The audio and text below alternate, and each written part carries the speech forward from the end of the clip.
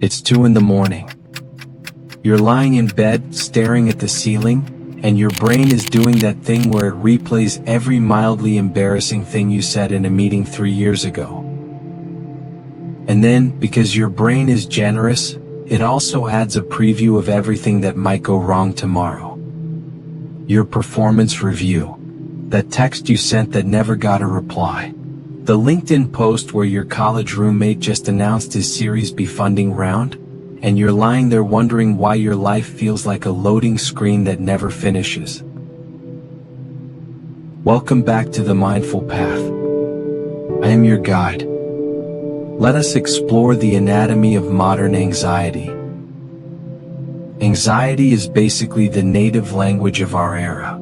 And here's the dark irony. We have more comfort, more safety, and more access to information than any human civilization in history, and somehow we are more anxious than ever.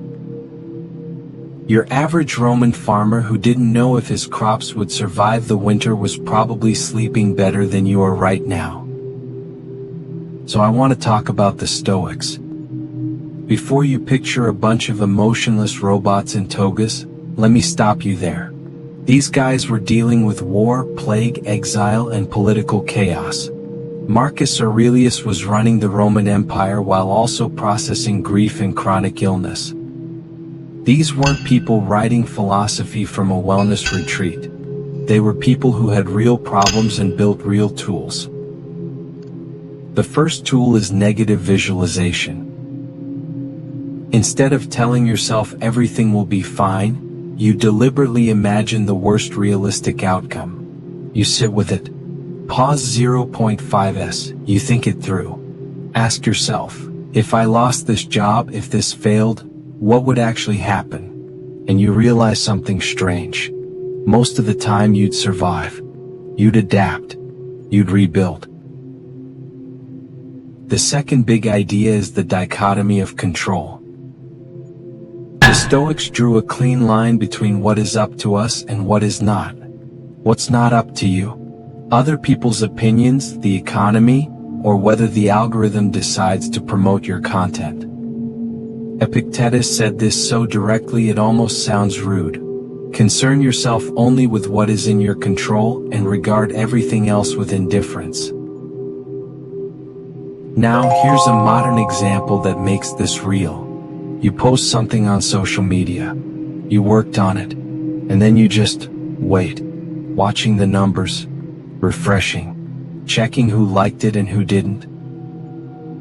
You've outsourced your emotional state to an algorithm. You have given up your inner citadel for something you never had control over in the first place. There's one more practice. Voluntary discomfort. Seneca would occasionally eat like a poor man or sleep on a hard floor, not because he liked suffering but to remind himself that he could survive it. Most of our anxiety is just the fear of discomfort. By voluntarily choosing the hard thing, you're telling your nervous system, look, I can handle this. I'm not as fragile as you've been telling me. Marcus Aurelius wrote, the obstacle is the way. Whatever is hard right now, the anxiety, the uncertainty, it's not standing between you and your life. It is the material your life is made of.